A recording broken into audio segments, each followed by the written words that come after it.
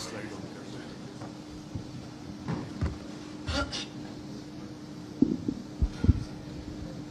Former Prime Minister Imran Khan, former federal ministers اور حاضرین السلام علیکم. آج ٹاپک تو یہ بہت بڑا ہے اور انٹرنیشنلی اس پہ کتابیں بھی کافی لکھی گئی ہیں, اسکالرلی آرٹیکلز بھی ہیں, ریسرچ پیپرز بھی ہیں, بٹ انفارچونیٹلی اس ایشو پہ پاکستان میں اکیڈیمیا نے اتنا زیادہ کام نہیں کیا. اس لیے میں آج آپ کے ساتھ میڈیا نے اس کو کیسے کانسپریسی رجیم چینج کی, اس کو ڈیل کیسے کیا, میڈیا نیریٹیوز کیسے بنے, وہ تھوڑی ڈیٹیل میں جاؤں گا اور اس کا تھوڑا سا آپ کو اسپیکٹ بتاؤں گا لارجر اسٹریٹجک لیول پہ. لیکن میں یہ پوسٹر دیکھ رہا تھا رجیم چینج کانسپریسی, تو مجھے پتہ لگا کہ یہ بھی راشد نے پینافیکس بنایا ہے. تو راشد کافی اچھے کام کرتا ہے, میرے خیال پی ٹی آئی میں, تو مائی کلیپنگ فار ہم. اچھا, رجیم چینج پاکستان میں جب ہم دیکھتے ہیں تو اس کے دو اسپیکٹس ہیں, ایک ایکسٹرنل فیکٹرز ہوتے ہیں اور انٹرنل ہوتے ہیں. اگر ہم ایکسٹرنل فیکٹرز کو دیکھیں تو decision by one state to abandon bargaining with اندر and remove the target state's leader.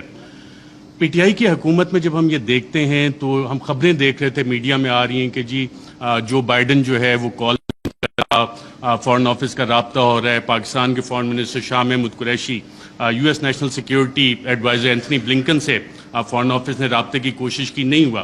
لیکن بلاول آتے ہیں, ان کے سارے رابطے ہو جاتے ہیں. تو یہاں سے آپ جب میڈیا کی وہ خبریں نکال کے دیکھتے ہیں تو آپ کو ایکسٹرنل فیکٹر اور وہ لنکیجز کہ یہ فیصلہ وائٹ ہاؤس میں ہوا, U S N S C میں ہوا, اور اس کا ذکر اب میڈیا میں یہ سوال ابھی تک ڈیبیٹ نہیں ہوا کہ کیا اس کا فیصلہ وہاں پہ ہوا تھا نہیں ہوا تھا. وہ سائفر اگر پبلک ہوتا ہے تو اس میں یہ سوالات اٹھیں گے یقیناً کہ یہ فیصلہ اس لیول پہ اسٹیٹ کے لیول پہ یو ایس اسٹیٹ نے کیا, صدر جو بائیڈن نے کیا. اور صدر جو بائیڈن جو نیو کونس تھے, the plan for the new American century, اس کا باقاعدہ طور پہ حصہ تھے, جس کے بعد ہم نے دیکھا 2001 کے بعد پوری دنیا میں ڈفرینٹ رجیم چینج آپریشنز باقاعدہ طور پہ لانچ کیے گئے. عراق اس کی ایک مثال ہے. انٹرنل فیکٹرز پہ جب ہم آتے ہیں, میں بڑا بریف رکھوں گا کہ میں ٹائم بتایا گیا 10 منٹ کا ہے.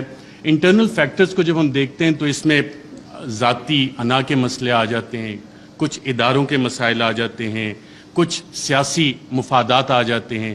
اور اس میں ایک سوال جب ہم انٹرنل فیکٹرز کا دیکھتے ہیں تو بڑا سوال یہ بنتا ہے کہ ملک کا کون سوچتا ہے, پاکستان کا کون سوچتا ہے. کیا ہم صرف انڈیویجولز کا سوچیں گے, کیا ہم صرف ان اداروں کا سوچیں گے کہ جی اداروں کی انا بڑی ہوگی یا انڈیویجولز کی انا بڑی ہوگی. پاکستان کا کون سوچ رہا ہے؟ کیا وزیر اعظم عمران خان اس وقت پاکستان کا سوچ رہا تھا یا انڈیویجولز کے بینیفٹ دیکھ رہا تھا؟ اور کیا یہ جو رجیم چینج کانسپریسی ہے اس میں جو میڈیا نیریٹیوز بنے وہ کس طرح کے بنے؟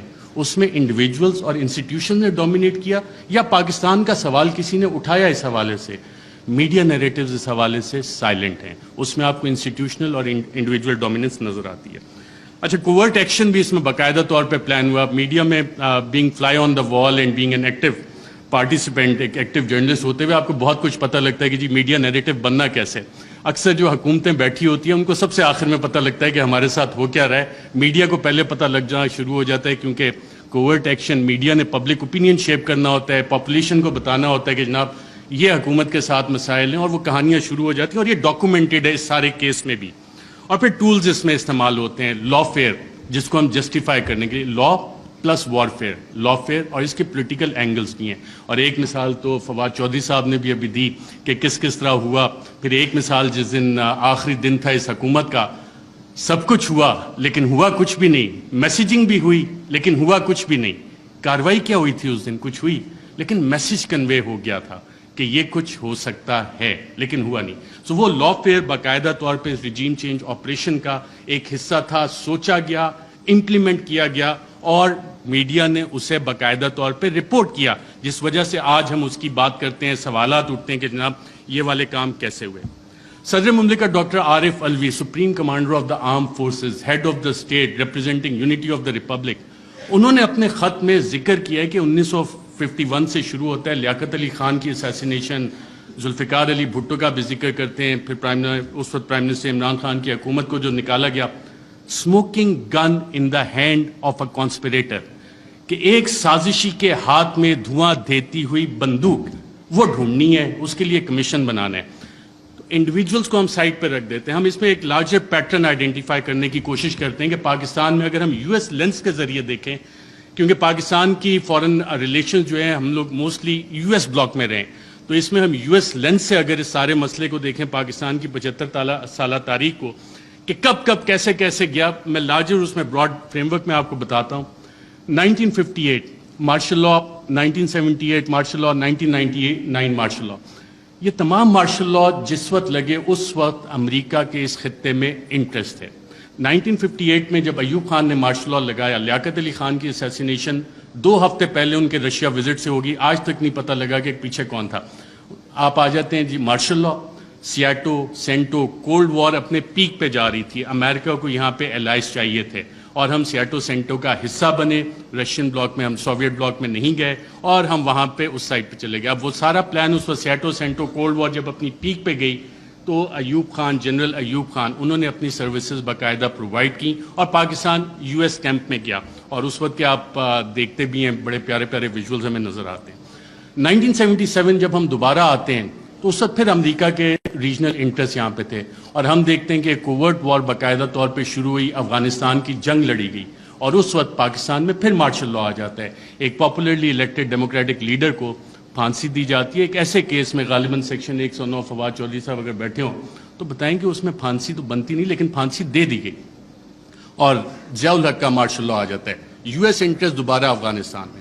99 میں جب ہم آتے ہیں دوبارہ تو ایک نئی جنگ ہمیں چاہیے، اس کے لیے نیو کونس کے پلان آلریڈی بن چکے تھے، آلریڈی تھا کہ کدھر عراق میں جنگ ہونی ہے، لیبیا میں ہونی ہے، سیریا میں ہو رہی ہے، ایران، پاکستان بھی اس کا حصہ تھا لیکن پاکستان جیسے بلڈ بارڈرز کا ڈاکٹر شیری مزاحم نے بتایا، Pakistan for various reasons and one of the main factors being a nuclear power تھوڑا سا بچ گئے. جو وار اگینسٹ ٹیرر ہماری شروع ہوئی، دہشت گردی کے خلاف جنگ، جو ٹی ٹی پی کا سارا انفیوز کیا گیا، وہ سارا اسی کا ایک حصہ تھا کہ یہاں پہ یہ ساری کاروائیاں پاکستان میں ہونی ہیں اور ہم اس ٹریپ میں باقاعدہ طور پہ واک ان کیے. یہ والے ہم 3 فیزز جب نکالتے ہیں، اچھا ان میں ٹرانزیشن کیسے ہوتی ہے؟ ٹرانزیشن پاپولرلی ہوتی ہے. جتنے بھی یہ لوگ گئے، جب ہم دیکھتے ہیں کہ جناب ٹرانزیشن 1969-70 میں جو ٹرانزیشن آئی وہ پاپولر اپرائزنگ ہوئی، پاپولر لیڈرز آپ کے کھڑے ہوئے. پاکستان پیپلز پارٹی کا قیام آیا، انہوں نے کہا کہ جی ناؤ ڈیڈی از نو مور ایکسیپٹیبل، میں بڑا ہو گیا ہوں، میں اپنی الگ پارٹی بناؤں گا، پاکستان پیپلز پارٹی. عوامی لیگ الگ بنی شیخ مجیب کی اور پھر اس کے بعد کی جو الیکشن مینیپولیشن کی داستان ہے اس کے ریزلٹس ہمارے سامنے. 1988 محترمہ بے نظیر بھٹو آتی ہیں واپس، ایک پاپولر اپرائزنگ ہے. لاہور کے جو جلسے ہیں جن کی مثال دی جاتی تھی، جو کہ اب پاکستان تحریک انصاف نے جتنے بڑے بڑے جلسے کیے ہیں اسے اوور ویلم کر لیا، لیکن وہ مثال دی جاتی تھی کہ پاپولر اپرائزنگ ہوئی اور پھر وہاں پہ جو بھی جو طیارہ جب پھٹا تھا جنرل ضیاء الحق کا تو آپ کی ایک ڈیموکریٹک ٹرانزیشن آئی. اور یہ وہ فیز ہے جب آپ دوبارہ دیکھتے ہیں کہ ایک ٹرانزیشن ہو رہی ہے، دوبارہ آپ جنگ سے نکل رہے ہیں، حالات سٹیبل ہو رہے ہیں، افغانستان آپ نے فتح کر لیا ہے، سوویٹس کو وہاں سے بھگا دیا ہے. سو جنرل ضیاء کا کام ختم ہو گیا. سو پاکستان میں آپ ٹرانزیشن تھوڑے عرصے کے لیے چلو جی جمہوریت انہیں کھیلنے دیتے ہیں. پھر آ جاتا ہے 1999 اور 2007-8 general Musharraf, war against terror, اور اس کے بعد جب ان کی یوٹیلیٹی ختم ہوتی ہے ہم نے دیکھا ایک پاپولر اپرائزنگ ہوتی ہے اور انہیں جانا پڑتا ہے. ہم لائرز موومنٹ بھی دیکھتے ہیں، ساری چیزیں. لیکن اس سارے عرصے میں جو ڈیموکریٹک ٹرانزیشن ہماری ہوئی ہے اس میں کیا واقعی حقیقی جمہوریت ہماری قائم ہو سکی کیا، یا کہ ہمیشہ ہمیں ایک ہائیبرڈ قسم کی جمہوریت جو ہے وہ ملی ہے؟ اور ہائیبرڈ جمہوریت بنتی کیسے ہے؟ ہمیشہ ایک کنگز پارٹی ہوتی ہے. جب آپ پاکستان کی تاریخ اٹھا کے دیکھتے ہیں تو جو مین آن ہارس بیک ہیں، گھوڑے جو لوگ رائڈ کرتے ہیں، ہارس رائڈنگ کرتے ہیں، وہ اچھے گھوڑے رکھنے کا شوق بھی رکھتے ہیں، تو وہ چیز ہوتی ہے. لیکن اس ساری چیز میں ایک ٹائم فریم بڑا ڈیفرنٹ آ رہا ہے پاکستان کی تاریخ میں، وہ آ رہا ہے 2018 سے 2022 کا. اس دوران میں اتھارٹیرین کنسولیڈیشن بھی ہوتی رہی. اتھارٹیرین کنسولیڈیشن اس طرح کے جو پرانے ایسٹس تھے جن پہ کرپشن کے مقدمات تھے ان کو بھی بچایا جا رہا تھا. دوسری طرف ایک حکومت کوشش کر رہی تھی کہ جی ہم نے ڈیموکریٹک کنسولیڈیشن کرنی ہے، اس کو روکا بھی جا رہا تھا. اور اکاؤنٹیبلٹی اس کی بہت بڑی مثال ہے. اور اگر کسی نے اس کا ایک ٹائم فریم نکالنا ہے کہ بڑا اچھا احتساب چل رہا تھا، ساری چیزیں 1 پیج پہ چل رہی تھیں، لیکن پھر ایک پریس کانفرنس مشہور زمانہ ہوتی ہے جس میں پوری نون لیگ کی لیڈرشپ بیٹھی ہوتی ہے اور مریم نواز اس میں ایک بڑی اچھی بات کرتی ہیں کہ چند اہم لوگوں کی ویڈیوز موجود ہیں. اب ماشاءاللہ سارے وفاقی وزراء کابینہ بیٹھی ہے، سابق وزیر اعظم بیٹھے ہیں. اس کے بعد احتساب کے مقدموں کا کیا ہونا شروع ہوا؟ اس کے بعد کیا ڈیلے ہونا شروع ہو گئیں, اس کے بعد نواز شریف بھی باہر گئے, اس کے بعد کیسز بھی سلو ہونا شروع ہو گئے, کیا کچھ نہیں ہوا. یہ والی ساری چیزیں تھیں. مجھے میسج آ گیا کہ جی تھوڑا کم کریں. ریجیم چینج جب ہوئی تو میڈیا کی اسٹریٹجی اس میں کیا تھی؟ میڈیا کے 3 Ds اس میں باقاعدہ طور پہ استعمال کیے گئے تحریک انصاف کے خلاف. 3 D تھے: ڈسٹرب, ڈسکریڈٹ, ڈینائی. ڈسٹرب کیسے کرنا ہے؟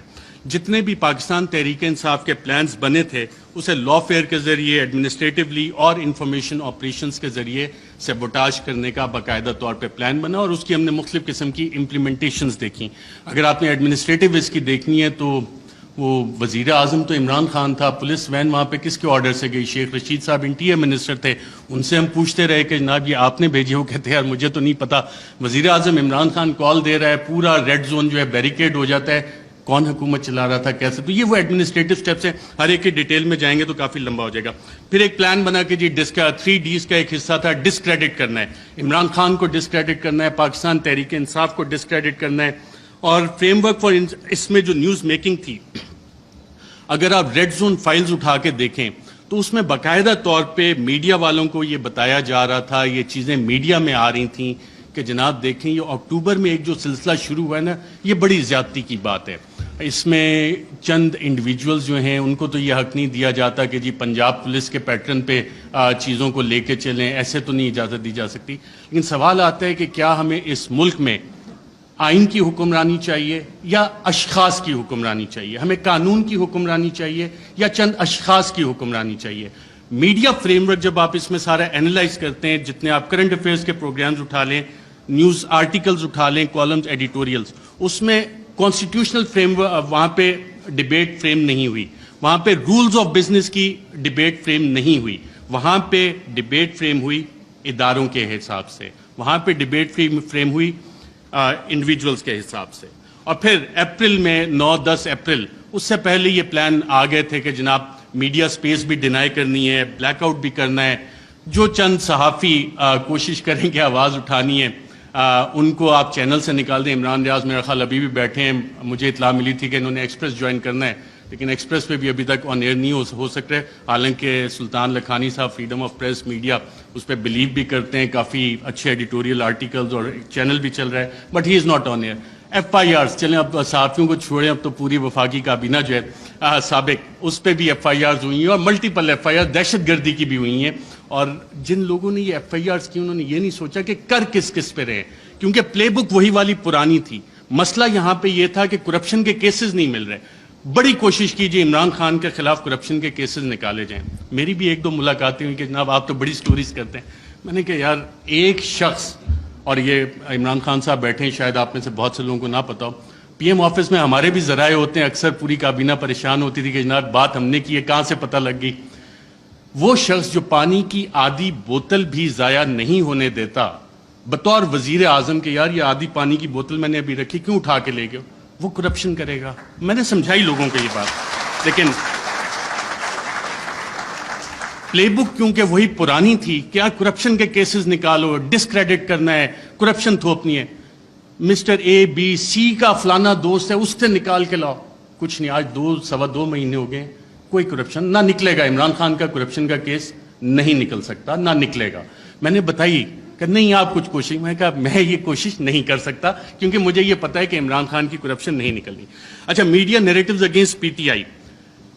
فرینچ ریولوشن جب آیا تھا تو اس وقت ایک تھاٹ تھا کنگ لوئی کا, میں ریاست ہوں, میں بادشاہ ہوں, میں قانون ہوں. اور یہی چیز ہم نے دیکھی کہ جب میڈیا نیریٹوز PTI کے خلاف بن رہے تھے, ابھی حال ہی میں آپ اگر آئی ایم دا کنگ کا دیکھ لیں, the king can do no wrong. King ہمیشہ, جو بادشاہ ہے وہ ہمیشہ اچھی چیزیں ہی کرتا ہے.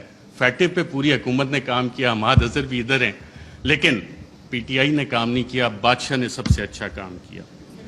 آئی ایم دا لا, قانون میں ہی ہوں. پولیٹیکلی آئسولیٹ کرو PTI کو. آج PTI واقعی پولیٹیکلی آئسولیٹڈ ہے.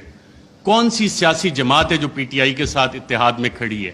سب ایک طرف ہو گئے. لیکن ایک سٹرینتھ گین ہوئی اس میں, پاکستان کی عوام بغیر کسی کال کے نکل آئے. اور شاید جو وزیر اعظم عمران خان کا آخری دن تھا وزیر اعظم ہاؤس میں, اس وقت جو لوگ نکلے اور جنہوں نے رپورٹ کیا, آئی تھنک عمران ریاض تھے, باقی ہم لوگ بھی تھے, ان سب نے ایک بات نوٹ کی آپ نے خود بھی اپنا دفتر چھوڑنا ہونا کافی ٹائم لگتا ہے کہ ایک شخص فوراً اٹھ کے چلا گیا اور کہا جب سوال جواب ہوئے کوئی رہ تو نہیں گیا کہ اکیلا کر دیا اب اس کے ساتھ کس نے کھڑا ہونا ہے؟ پاکستان کی عوام کھڑی ہے. یہ وہ ڈفرینٹ فیکٹر تھا, چینج تھی جس کو کسی بھی سازشی نے کیٹر نہیں کیا ہوا تھا. یہ وہ ویریبل تھا, عوام کا ویریبل تھا جس کی وجہ سے یہ چیزیں. میں کوئکلی تھوڑا سا 2 منٹ اگر آپ کی اجازت ہو تو سائفر کے اوپر بھی بات کرنا چاہوں گا. سائفر پہ بھی میڈیا نیریٹیو بڑے بڑے مزے کے بنے, اس پہ اور ڈیبیٹ بھی ہو سکتی تھی, کافی مزے کی چیزیں تھی. پہلا کیا بنا جی, پہلی میڈیا نے رپورٹ کرنا شروع کیا اور باقاعدہ یہ بتایا گیا کہ جی سائفر تو ایگزسٹ ہی نہیں کرتا, سائفر نام کی تو کوئی بلا ہی نہیں ہے. پھر دوسری چیز ہے, میڈیا کی یہ سٹوریز آئیں اور ریکارڈ کے اوپر موجود ہیں, پرنٹ کیے ہیں, ٹی وی پروگرامز ہیں کہ سائفر تو یہ ایزمپشنز پہ بیسڈ ہے. وہ ایزمپشنز ہیں ہمارے ایمبیسیڈر کی یا کس کی. پھر یہ بھی کہانیاں میڈیا میں آئیں کہ جی یہ تو فارن آفس میں خود ہی پی ٹی آئی والوں نے بیٹھ کے بنا لیا ہے, یہ تو شاہ محمود قریشی نے خود ہی بیٹھ کے بنا لیا ہے.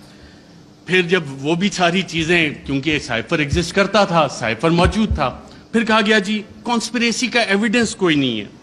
اچھا پھر عمران خان بطور وزیر اعظم بھی میرا خیال وہ کرکٹ کھیل رہے تھے, اور جب انہوں نے کہا تھا کہ مینٹلی میں اسٹرانگ ہوں تو بہت سے لوگوں نے انڈر ایسٹیمیٹ کیا. انہوں نے کابینہ کی بھی کمیٹی بلائی, کابینہ کی اسپیشل کمیٹی غالباً 30 مارچ کو ہوئی.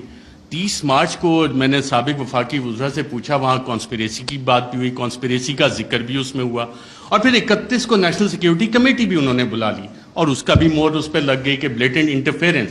اور اس کے آخری پیراگراف میں ایک لفظ لکھا ہوا ہے کہ جو 31 کو نیشنل سیکیورٹی کمیٹی کی میٹنگ ہوئی اس نے 30 مارچ کے جو منٹس اسپیشل کیبنٹ کے ہیں ان کو ریٹیفائی کیا.